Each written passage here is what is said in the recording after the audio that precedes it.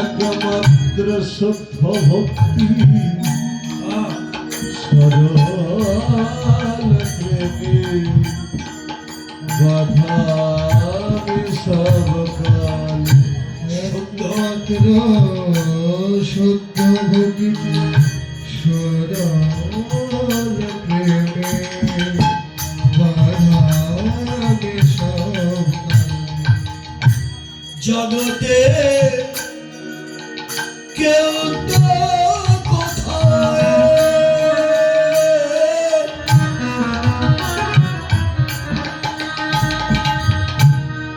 কেউ তো কোথাও পায় না মরে জগতে কেউ তো কোথাও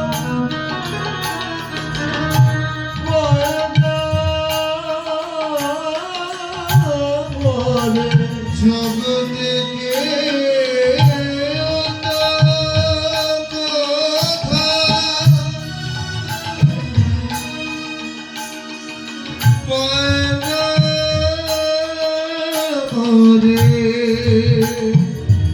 একমাত্র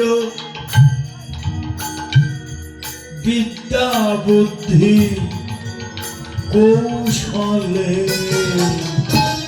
শুদ্ধ ভক্তি সরল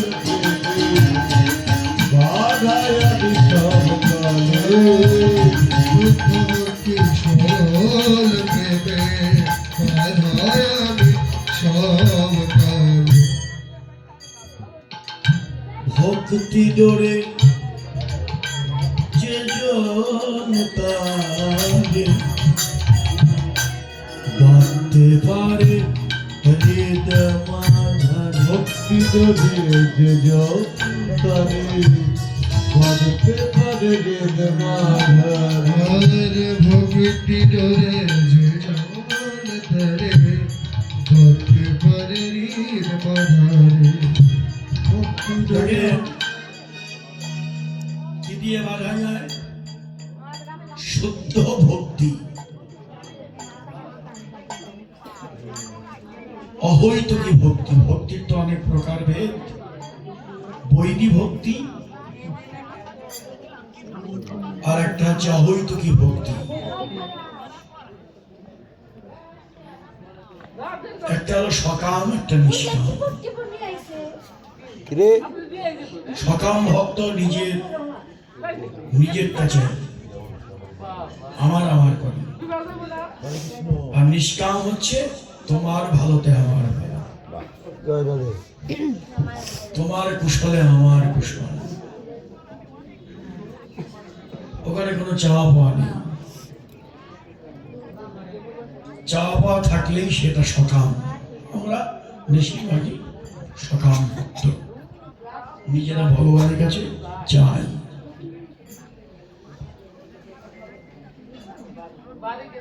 কিন্তু তাকে তো চাওয়া পাওয়া দিয়ে পাওয়া যায় না, তাকে শুদ্ধ ভক্তি দিয়ে পাওয়া যায়। সরল প্রেম, শিশুর মতো শিশুর মতো মন, সরল প্রাণী ডাকো। শিশু যেমন ধ্রুব প্রহ্লাদ, ধ্রুব 5 বছর, প্রহ্লাদও তাই। 5 বছরের শিশু মানে কি? মনটা শিশুর মতো করো, সরল প্রাণে ডাকো। মা কপরতা করে বলে দিল ওই বনেই তোর হরি আছে, ওটাই বিশ্বাস। বলে না বিশ্বাসে মিলায় বসতে তর্কে বল, বিশ্বাসই ধর্ম। এখানে বিশ্বাস থাকলেই সে আস্তিক, বিশ্বাস নাই সে নাস্তিক। বিশ্বাসই ধর্ম, ধর্মটা প্রতিষ্ঠিত বিশ্বাসের উপর। যুক্তি তর্ক দিয়ে ভগবানকে পাওয়ার কোনো পথ নেই, তাকে এত সহজে ধরা যায় না। এই বললো না, ধরি ধরি মনে করি ধরিতে নাহি কো পারি। এটা স্বয়ং রাধারানীর কথা, তাকে জোর করে ধরা যাবে না। মা যশোদা কি বাঁধতে পারলো গোপালকে দড়ি দিয়ে? 2 আঙ্গুল কম পড়ল। যতই দড়ি দিয়ে বাঁধো 2 আঙ্গুল কম। এর মানেটা কি? এটা হচ্ছে 1 আঙ্গুল হচ্ছে ভক্তের সাধনা, আর এক আঙ্গুল হচ্ছে ভগবানের করুণা। ভক্ত সাধনায় উঠবে, ভগবান করুণায় নামবে, মিলন হবে হৃদয় মধ্যে। যেমন আজকে আপনারা সাধনা করছেন রাত্রি, আমার তো মনে হয় রূপের শ্রোতা খুব কম। রূপের সময় দেখি ঘুমায় থাকে, রাসের সময় আবার উঠে আসে। কিন্তু আপনারা ঘুমালেন না, এই জন্য আপনাদের চরণে প্রণাম জানাই। সত্যিকারেরই আমাকে বলল টেলিফোনে সুজন বাবু যে আপনার রূপ শোনার ভক্ত, রূপ শুনতে চায়, এই জন্য আসরটাকে চেঞ্জ করে দিলাম। এটা তো দেখলাম সত্যিকারেরই রূপ শোনার মতো শ্রোতা আপনারা। এই এখন যে সময় 1টা বাজলো, 12টার পরেই ঘুমের সময়। হ্যাঁ, যতই জাগি আমরা 12টার পরে আর জাগতে পারি না, ঘুমিয়ে পড়ে, অনেকে উঠেও চলে গেল। কিন্তু আপনারা একেবারে পিওর শ্রোতা ছাড়া এভাবে বসে থাকা কঠিন। তা আপনাদের মতো রূপ শোনার শ্রোতা পেয়ে আমরা সত্যি আনন্দিত যে আপনারা সত্যিকারেরই ভজনশীল। আর রূপ না শুনলে রাসে মিলনে আনন্দ হবে না। কি রূপই দেখলেন না, রাসে মিলনে আনন্দ কোথায়? এই জন্যই রূপ শুনছেন। রূপ শুনে যদি মন ভরে যায়, ইচ্ছে করবে রূপের চরণে নিজেকে সমর্পণ করতে। এই জন্যই ওই রবীন্দ্রনাথ একটা কথা লিখেছিলেন, চোখের দাবি মিটলে পরে খুঁজে মন। চোখের দাবি মিটলে পরে খোঁজে মন, আগে দর্শনধারী তারপরে গুণ বিচারী।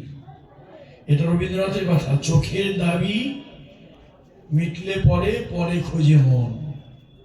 রূপ দেখে যদি, এটা লিখেছিলেন তার একটা তাৎপর্য ছিল। রবীন্দ্রনাথ ছোটবেলায় পাঠশালায় গিয়েছে, ছোট ছোট শিশুরা যে 1-2-তে পড়ে, যারা ছোট ছোট না বাচ্চা, পাঠশালায় গেল। তখন পণ্ডিত মশাই একটু জিজ্ঞেস করলেন, আচ্ছা তোমরা বলো তো তোমাদের কার মা সতী? ওরে বাবা, বিরাট প্রশ্ন। শিশুরা বোঝে নাকি, ওরা সবাই আমার মা সতী, আমার মা সতী, আমার মা সতী, সবার মাই সতী। কিন্তু রবীন্দ্রনাথ কোনো কথা বলে না, চুপ করে আছে। পণ্ডিত বলছে, কি তুমি যে কথা বলছো না?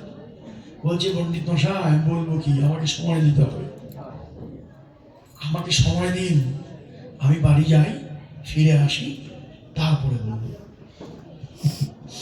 চলে গেছে বাড়িতে। মা মা কিরে বাবা, তোমার কাছে প্রশ্ন। কি প্রশ্ন? এতটুকু বাচ্চা, কি প্রশ্ন? আচ্ছা বলো তো, তুমি কি সতী কিনা বলো। ওরে বাবা, রবি ঠাকুরের মার মাথায় হাত। এতটুকু ছোট্ট শিশু কে কি প্রশ্ন করবে? না, বলতেই হবে। পণ্ডিত মশাই আমাকে জিজ্ঞেস করেছে যে কার মা সতী, আমি তো বলতে পারিনি, তোমার কাছে শুনবো, তারপরে গিয়ে বলবো। রবীন্দ্রনাথকে মা বলকে কি বলবে এখন? ছেলেকে তো সত্যই শেখাতে হবে, কারণ আদিগুরু হলো মাতা। প্রাতিষ্ঠানিক শিক্ষার চেয়ে বড় শিক্ষা মায়ের শিক্ষা।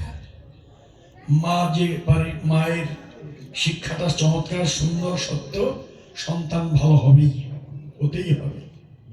বলে না, নেপোলিয়ন বোনাপার্ট কি বলেছিল, আমাকে একটা শিক্ষিত মা দাও, তোমাকে একটা সুন্দর জাতি বা পৃথিবী সুন্দর করে দেব।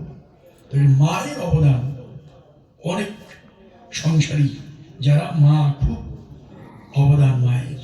সন্তানকে সুশিক্ষা শিক্ষিত করার প্রথম সোপান হচ্ছে মা। এখন রবি ঠাকুরের মা তো আর সন্তানকে মিথ্যা বলতে পারে না। অনেকক্ষণ ভেবে চিনতে দেখলো, না সত্য কথাই বলবো, বাবারে আমি যে সতী না। কি পাঠশালার সব ছেলেরা বলে দিল তার মা সতী, তুমি সতী না, কিভাবে তুমি অসতী হলে?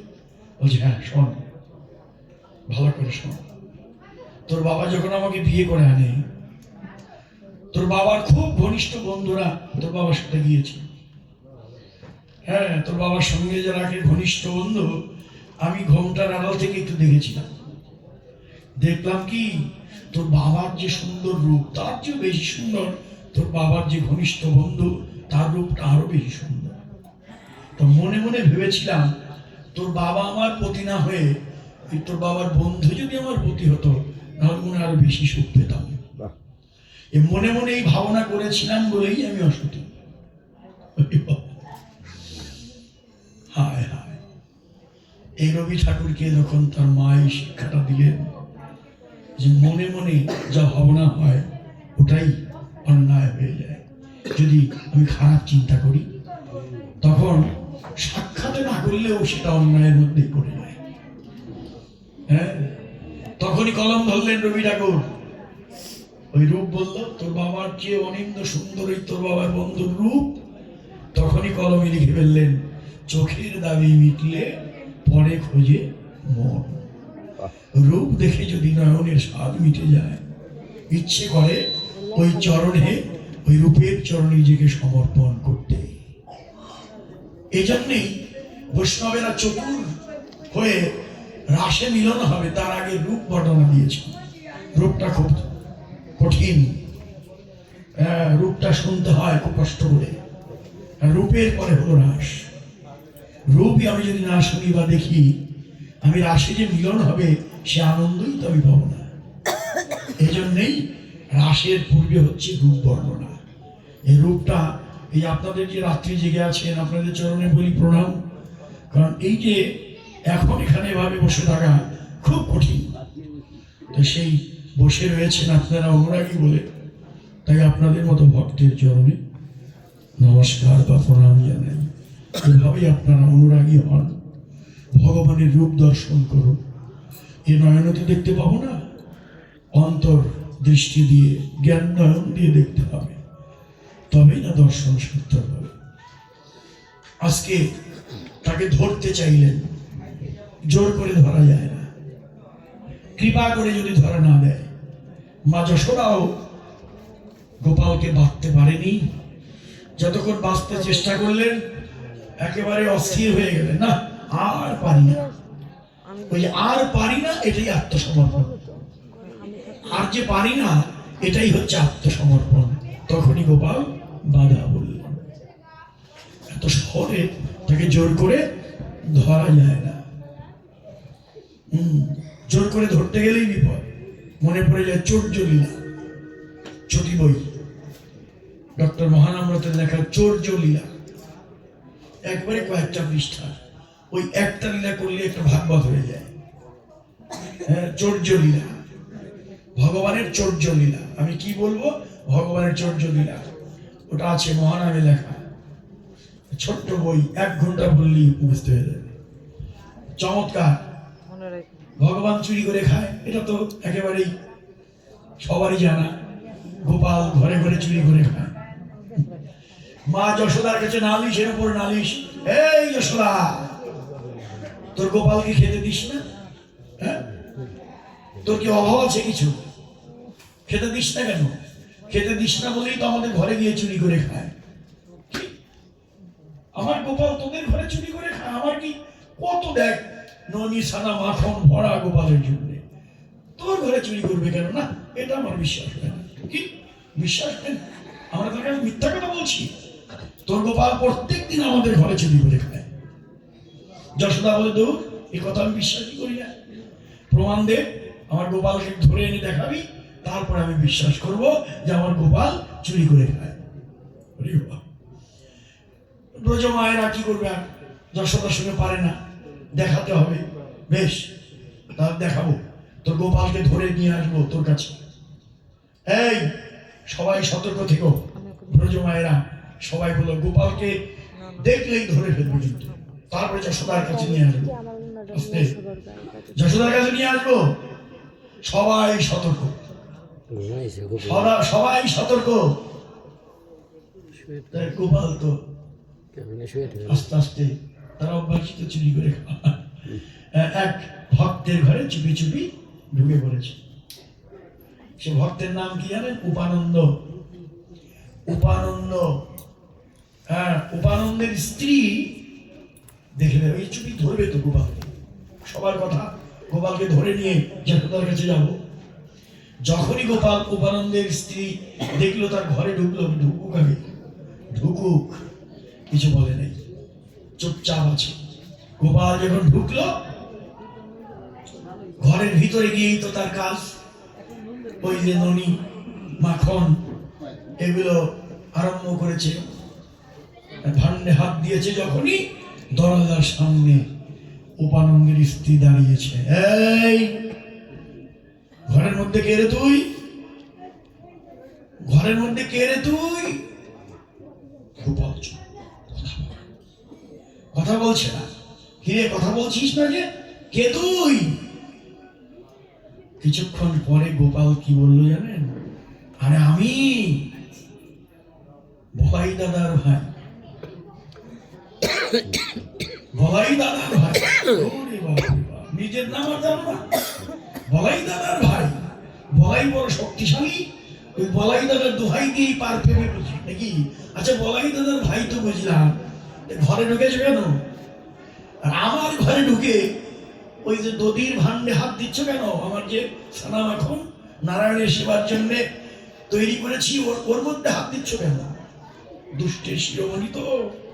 আরে কি বলো, পিঁপড়া তাড়িয়ে দিচ্ছি তোমার ওই ভান্ডে, পিঁপড়া বলে পিঁপড়া তাড়িয়ে দিচ্ছি। কি দুষ্ট কোথাকার, চোর কোথাকার, আমার ঘরে ঢুকে চুরি করছো?